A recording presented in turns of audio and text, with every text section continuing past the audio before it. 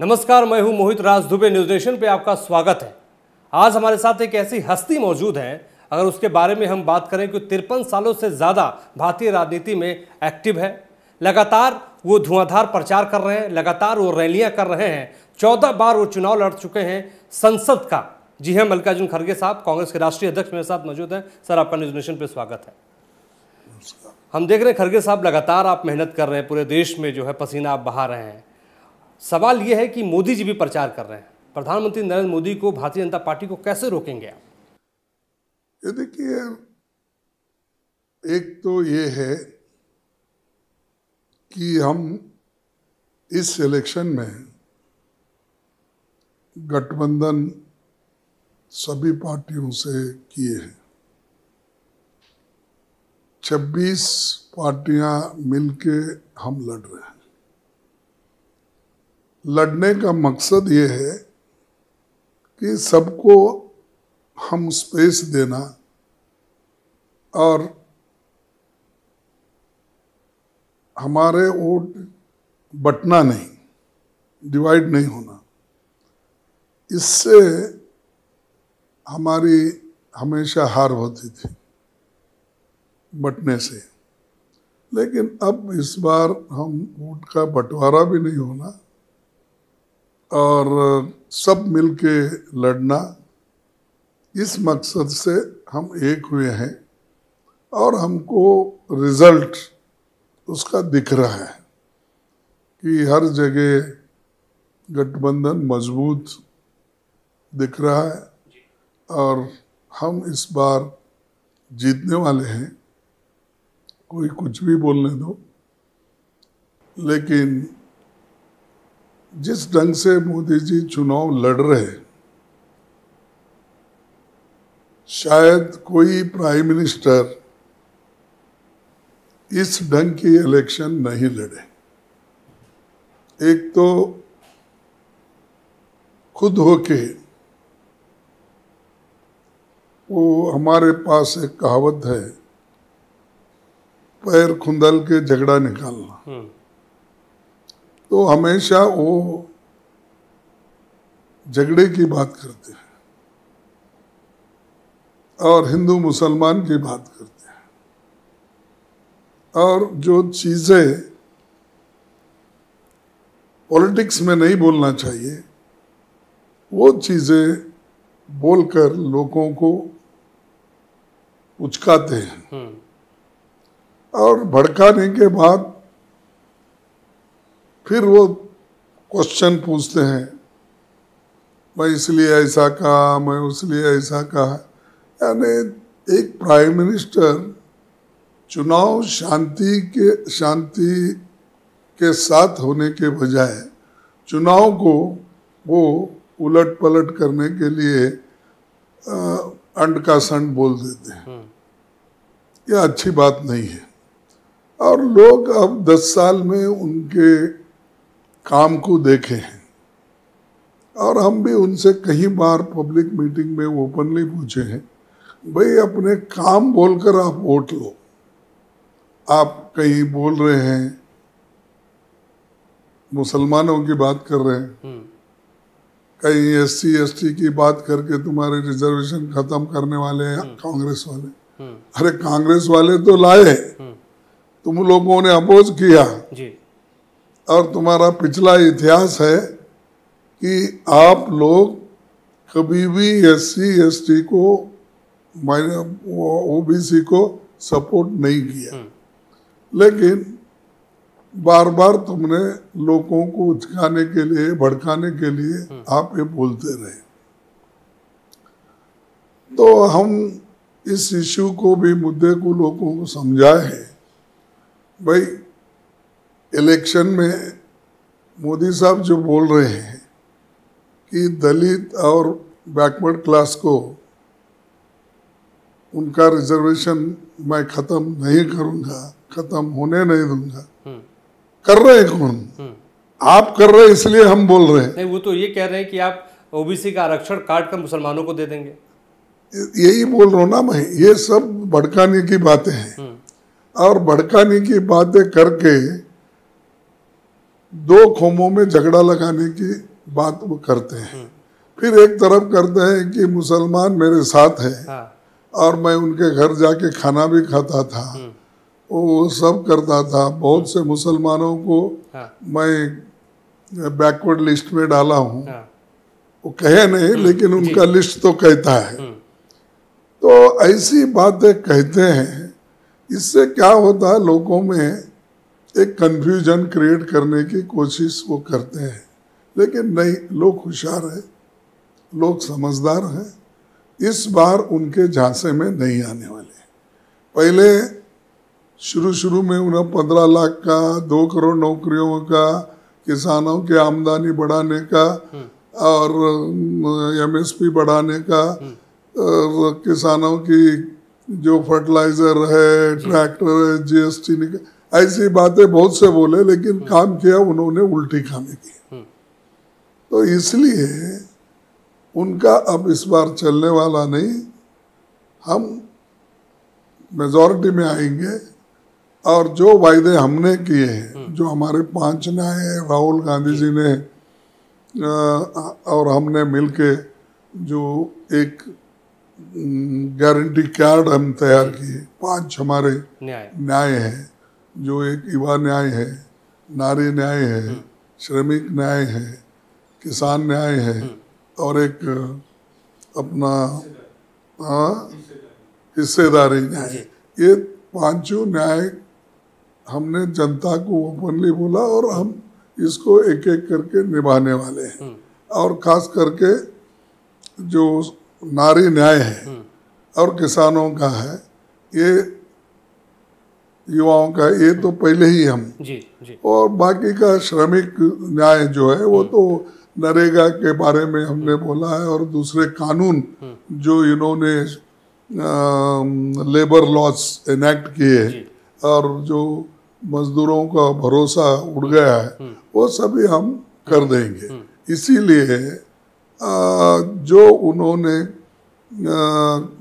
अन्याय किया वो सब हम फिर पटरी पे लाएंगे, बनाएंगे। नहीं, ये तो बात आप कह रहे हैं, आपने मैनिफेस्टो की बात की कि आप 30 लाख पक्की नौकरी देंगे, आप ये भी कह रहे हैं कि महिलाओं के आप खातों में पैसा डालेंगे, लेकिन भारतीय जनता पार्टी कह रही है कि आपका जो मैनिफेस्टो है वो मुस्लिम लीग से संबंधित है, मुस्लिम लीग की छाप है। क्या जवाब देंगे? युवाओं को स्टाइफंड देना ये मुस्लिम लीग का है? युवा कोई भी हो, युवा irrespective of caste, community, religion, सबको मिल रहा है जी। नारी शक्ति, जो महिला मुखिया होती है घर की, उसके अकाउंट में जा रहा है, वो क्या मुसलमान को ही जा रहा है। और श्रमिक न्याय, जो नरेगा में काम करते, किस जाति के किस धर्म के भी हो, उनका अब 250 से हम 400 कर रहे हैं जी। तो उसी ढंग से हर चीज हम जो वायदा किए, इसमें बताओ मुस्लिम लीग का कौन सा एजेंडा है? चुप पैसा। देखिए, मैं अगर वर्ड बोलूंगा वो अच्छा नहीं दिखेगा प्राइम मिनिस्टर के लिए, और आप लोगों को क्या करके जी ऐसा बोले, उनका कहना और बार बार बोलना बहुत हो गया है। तो हमारे पास बोलते हैं कि देखो भाई, ऐसे लोगों का 100 बकना कांग्रेस का 1 करना बराबर है बोलते। तो ये हमेशा बोलते ही रहते हैं, हम लोग करते ही रहते। जैसा कि हमने नरेगा का काम किया, RTA का काम किया, फूड सिक्योरिटी का काम किया, और रूरल हेल्थ मिशन का ये सब हमने करके दिखाया। गारंटी बोल के नहीं बोले हम पहले। लेकिन आप कह रहे हैं कि आप सब कुछ ना करके दिखाए, इतना कुछ करने की आप बात कर रहे हैं, लेकिन वो ये भी कह रहे हैं, जो लगातार आप लोग आरोप लगाते हैं कि हिंदू मुसलमान वो करते हैं, वो ये कह रहे हैं कि हिंदू मुसलमान तो मैं सोच ही नहीं सकता हूँ, हिंदू मुसलमान की राजनीति तो मैं कर ही नहीं सकता हूँ। क्या जवाब देंगे? देखो, वो कर रहे हैं ना, आज भी बोले हैं। हाँ। आज के पेपर में अगर आप देखेंगे या उनकी भाषण देखेंगे तो फिर मुसलमानों की बात करते हैं। मैं नहीं करूंगा बोलते, जो नहीं करूंगा बोलते हैं उसके विरुद्ध में वो करते ही रहते हैं। तो ये जो है अब उसीलिए लोगों का भरोसा उठ गया ना। आपके उनके जितने भी वायदे थे वो वायदे भी टिके नहीं, उन्होंने कुछ नहीं किया। और ऐसा ही मैं मुसलमान का पॉलिटिक्स नहीं करूंगा, मैं तो रिटायर हो जाऊंगा लेकिन पॉलिटिक्स नहीं, फिर भी रोज बोलते ही है। मैं सुरमा खाता हूँ का खुरमा खाता हूँ, जब ईद होती है तो उनके घर को जाते थे, अम्मा उनके साथ बैठ के खाते थे या उन्होंने खाना भेजते थे, ये सब बातें उन्होंने बोलते हैं। लेकिन दिल वो क्या बोलते हैं, मुख में राम बगल में छुरी के जैसा बात हो गया। मुख से तो बोलते हो लेकिन अंदर सब ये हिडन एजेंडा है ना आपका। ये हिडन एजेंडा से तुम लोगों को धोखा दे रहे हैं। खड़गे साहब, एक बड़ा महत्वपूर्ण सवाल है। कहते हैं कि उत्तर प्रदेश की पगडंडियों से ही होकर केंद्र की सत्ता तक पहुंचा जाता है, यानी उत्तर प्रदेश का एक बहुत बड़ा योगदान है। उत्तर प्रदेश में भी हमने तमाम रैलियां की, उत्तर प्रदेश में आप लोग लगातार मेहनत कर रहे हैं, लेकिन उत्तर प्रदेश में आप छोटे भाई की भूमिका में हैं। क्या आप देखते हैं उत्तर प्रदेश के भीतर कांग्रेस की स्थिति को, आप क्या देखते हैं? देखो भाई, कहीं बड़े भाई के रूप में है, कहीं छोटे भाई के रूप में है। हमने सबको स्पेस दिया, इसलिए दिया कि चाहे हमको थोड़ा नुकसान होने दो सीटों में, लेकिन इस मोदी जी के आइडियोलॉजी को डिफीट करना है जी। और इन्होंने जो देश में गलत सलत बातें करके रिलीजन में झगड़ा लगाया, लोगों में झगड़ा ले आया, कास्ट में झगड़ा लगाया और जैसा मुंह को आता है वैसा वो बोलते रहते हैं। तो इसीलिए आप ये सोचना जरूरी होगा कि उनकी विचारधारा जो है वो इतनी गंदी विचारधारा है, शायद दूसरे कोई पॉलिटिशियन और हमारे प्राइम मिनिस्टर नहीं किए होंगे, पहले नहीं किए लेकिन ये कर रहे हैं। तो अब इनको वही बोलना चाहिए कि वो फ्रस्ट्रेशन में सब कुछ बोल रहे हैं, ज़्यादा वो फ्रस्ट्रेट हो गए हैं और उनका दिमाग काम नहीं कर रहा, उनके विचार के तहत उनको चलना नहीं हो रहा और उसको चैलेंज गठबंधन जो इंडिया गठबंधन के लोग हैं वो चैलेंज कर रहे हैं, तो वो जरा संतुलन खोए हुए हैं। मैं खड़गे साहब देख रहा हूँ कि मेहनत तो आप भी कर रहे हैं, लेकिन राहुल गांधी भी पीछे नहीं है। राहुल गांधी पूरे देश भर में धुआंधार प्रचार कर रहे हैं, वो भी मेहनत कर रहे हैं। ये चुनाव कहीं ना कहीं राहुल गांधी बनाम नरेंद्र मोदी के रूप में दिखाई दे रहा है। क्या खड़गे साहब जो हैं देखते हैं राहुल गांधी को 2014 में अगर आपकी सरकार आती है तो प्रधानमंत्री बनते हुए नजर आएंगे वो? ये देखो, अब इलेक्शन का वक्त है, ये ऐसी बातें अगर मैं कहूँगा फिर हमारे गठबंधन के लोग बोलेंगे आपको कौन अथोराइज किए थे ये बोलने के लिए। तो जरूर अगर हमारे पार्टी की ओर से पूछा गया तो वो हमारे नेता है वो ही बनेंगे। लेकिन गठबंधन सरकार जब हम बना रहे हैं, सब पार्टियों को एक जगह बिठा के उसमें जो इमर्ज होगा, जो निर्णय होगा, सभी लोग मानेंगे, उसके तहत हम चलेंगे। और ये इसलिए हमारे सबसे ज्यादा हमारे चुनाव प्रचार में उनका और प्रियंका जी का बहुत बड़ा सहयोग है और वो बहुत घूम रहे हैं। सिर्फ इतना इलेक्शन में ही नहीं, जो भूमिका बनी पहले से, इलेक्शन से पहले से उनका भारत जोड़ो यात्रा, ये बहुत ही लोगों में एक उत्साह पैदा किया। फिर उसके बाद न्याय यात्रा उन्होंने जो मणिपुर से लेकर बॉम्बे तक किया, ये सारी चीजें कंट्रीब्यूट करती है, सिर्फ एक मीटिंग 2 मीटिंग से नहीं। इस कार्य के साथ उनका दौरा निकलना, बहुत जगह जाना, वो अट्रैक्शन है और वो काम करके मेहनत करके बाहर निकले हैं। अब मोदी जी के जैसा इलेक्शन के वक्त ही रोज 2-2 में ऐसे जैकेट बदलना और शर्ट बदलना और लोगों को बोलना शहनशाह, ये क्या बोलता भाई वो शहजादा, ये बातें ऐसा बोलते। रियल शहजादा तो उन्होंने कि घंटे में कपड़े बदलते हैं, घंटे में गमछा बदलते हैं, घंटे में शाल बदलते हैं, जिस स्टेट में जाते जैसा देश वैसा बेस बोल के करते हैं, तो दूसरों को ये बोलना कहना ठीक नहीं है। जो आदमी खुद पैदल चला, सारे देश का रुझान भी देखा, लोगों की परिस्थिति देखी, लोगों का आर्थिक हालात देखा, कल्चरली कैसे हैं और एजुकेशन क्या क्या है, जर्नलिस्ट से मिले और डॉक्टरों से मिले, इंजीनियरों से मिले, बच्चों से मिले, बूढ़ों से मिले। ये सब जो छोटी बात नहीं है। नहीं तो इसीलिए तो मैं जानना चाहता हूँ कि व्यक्तिगत राय क्या है आपकी राहुल गांधी को लेकर। अरे ये हमारे अच्छे लीडर है। हाँ।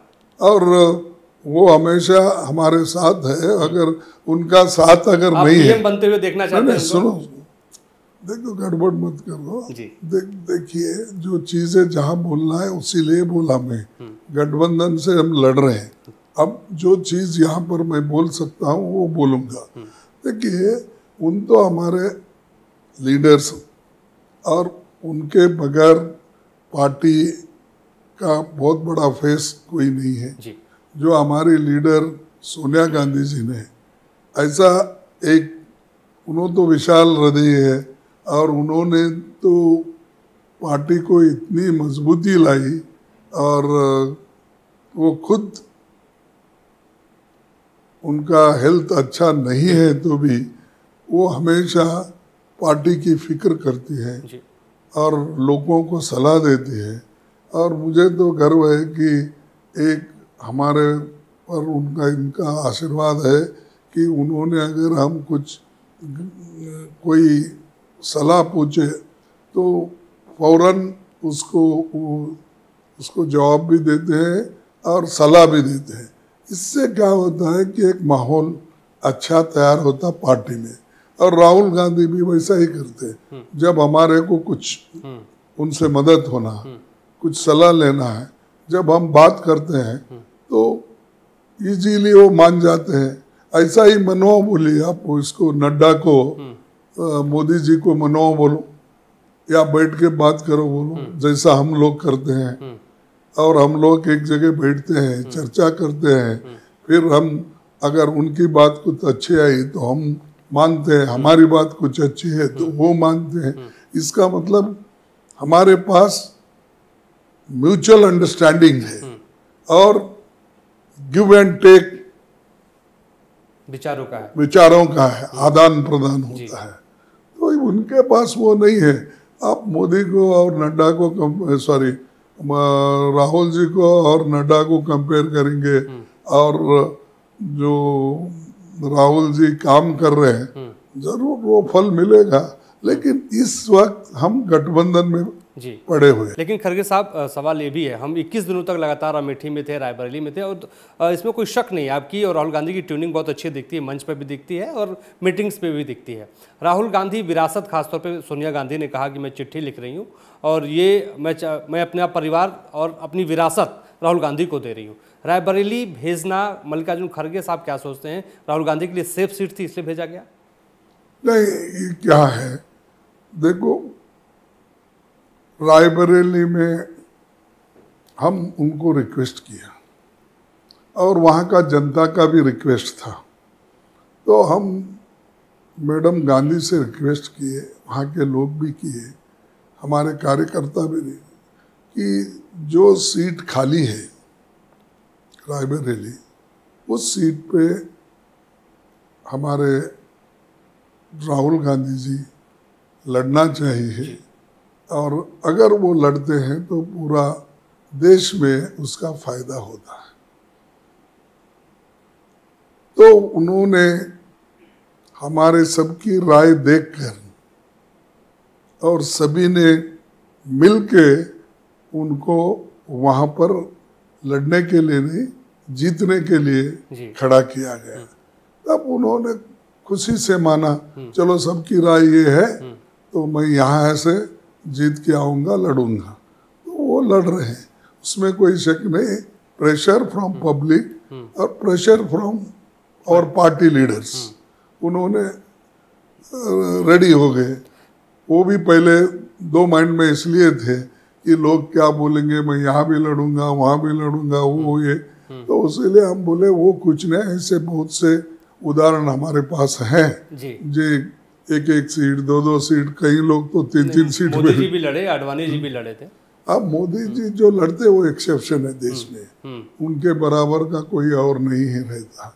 वो मोदी जी हमेशा सोचते हैं मैं अकेला ही सब कुछ करूं, और मैं अकेला 2 जगह भी लड़ूं, 30 जगह भी लड़ूं, और अगर दशावतार है तो 10 जगह भी लड़ सकते हैं वो। लेकिन खड़गे साहब, बीजेपी यही तो सवाल उठा रही है कि वायनाड छोड़ देंगे, रायबरेली में रहेंगे, या रायबरेली छोड़ के वायनाड चले जाएंगे। ये देखो, ये चुनाव के बाद की बात है। अब चुनाव में कोई भी स्ट्रेटेजी करता है, सब कुछ कोई बताता नहीं जी। फिर सब पत्ते अगर आज ही हम खोल दिए तुम्हारे सामने जी, तो कल क्या करेंगे? जब स्ट्रेटेजी है उस पार्टी के, हमारे पार्टी के स्ट्रेटेजी के साथ जनता लड़वा रही है उनको, और लड़के वो बाहर आ जाए। प्रियंका गांधी को हमने देखा कि अमेठी और रायबरेली दोनों ही लोकसभा क्षेत्रों में बड़ी मेहनत की उन्होंने, और वहाँ पे पहले चल रहा था कि प्रियंका गांधी भी चुनाव नहीं लड़ेंगी, लेकिन वो नहीं लड़ी। प्रियंका गांधी को आप किस तरीके से देखते हैं कि आगे वो चुनाव लड़ने वाली हैं? लड़ने को लेकर क्या स्ट्रेटजी है आपकी? देखो, प्रियंका गांधी जी का कॉन्ट्रीब्यूशन बहुत है जी। उन्होंने ये रायबरेली अमेठी में तो काम किया ही किया, और ये प्रश्न पहले भी था। अगर दोनों लड़ेंगे तो कल के दिन प्रचार में कौन रहेंगे? क्योंकि वो इम्पोर्टेंट है, देश को जिताना भी इम्पोर्टेंट है, रायबरेली अमेठी भी जिताना इम्पोर्टेंट है। इसीलिए हम जो प्रियंका जी को एक स्टार कैंपेन के जैसा, जो जिनकी डिमांड थ्रू आउट कंट्री में है, और रायबरेली और अमेठी में तो वो काम किए ही जी, लेकिन उसके अलावा देश भर में उन्होंने फिरा, जहां बुलाते वहां पर 2 मीटिंग, 3 मीटिंग, कहीं 4-4 मीटिंग भी उन्होंने दिन में किया है। तो ये मेहनत हम जो लोग कर रहे हैं, और प्रियंका जी जो कर रही है, देश के संविधान को बचाना और लोकतंत्र को बचाने के लिए ये काम कर रहे हैं। और मोदी जैसे व्यक्ति जो सिर्फ बात करते हैं और इधर लोकतंत्र के धज्जे भी उड़ाते हैं, उधर संविधान के भी धज्जे उड़ा के वो अपने विचार को लाने के लिए कोशिश करते हैं। यही सवाल मैं खड़गे साहब आपके पास आने वाला था कि संविधान को लेके वो कह रहे हैं कि संविधान तो बदलने की कोई बात ही नहीं है, वो संविधान नहीं बदलेंगे। इस नैरेटिव को आप कैसे देख रहे हैं, जो लगातार आप कह रहे हैं कि संविधान ये लोग बदल देंगे? नो, ये तो देखो, आप बोलते वक्त ऐसा बोल रहे हैं, लेकिन उसके एक एक पन्ने फाड़ रहे हो, एक एक आर्टिकल निकाल रहे। अब रिजर्वेशन का था जी, देश में 30 लाख वैकेंसीज है सेंट्रल गवर्नमेंट जी, और स्टेट गवर्नमेंट्स में अगर हम सब मिला के देखें तो नियरली 1 करोड़ वैकेंसीज हो जाती है। तो आप उसको क्यों नहीं भर्ती करें?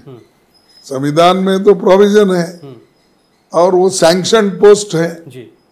तो इधर हमने तो सहूलतें दे रहे हैं, SC, ST, OBC इनको दे रहे हैं, एक तरफ कहते हैं मुंह से, लेकिन प्रैक्टिकली आप किसी को नौकरी नहीं दे रहे, वो अपने कानून के तहत उनको जो हक मिलना नहीं मिल रहे।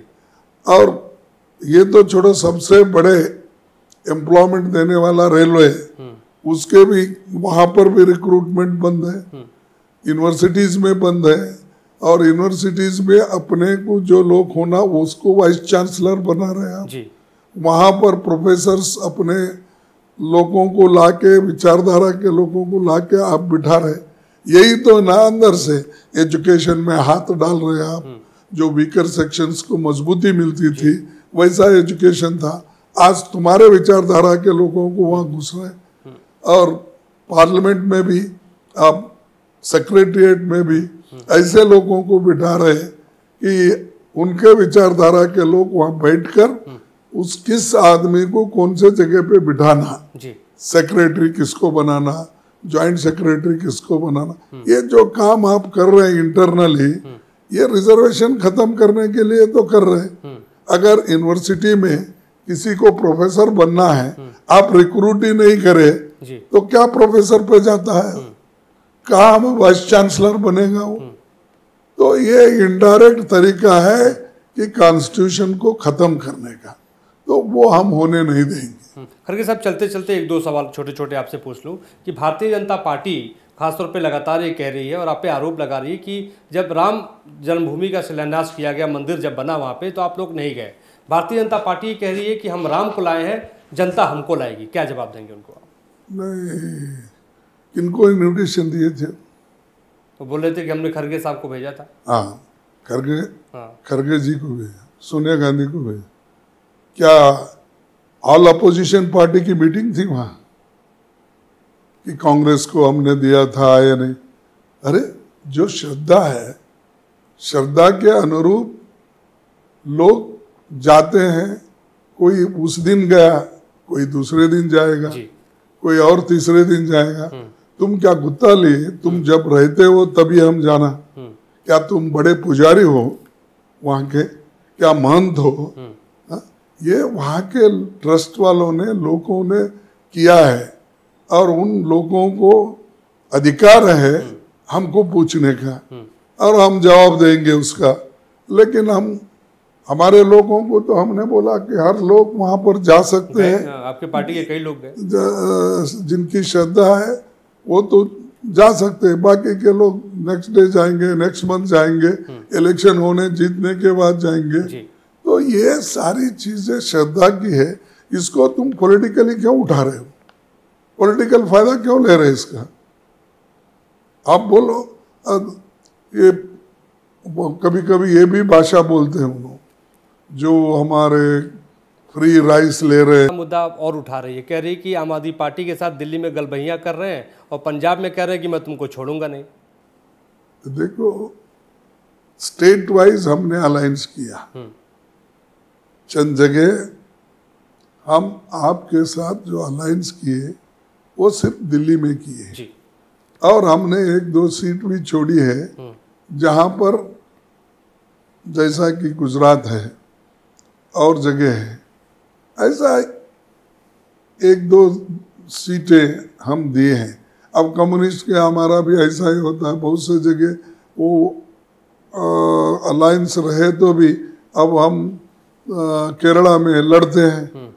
तो हमारी लड़ाई स्टेट वाइज जहाँ जहाँ जिनके साथ होना वो चल रहा है।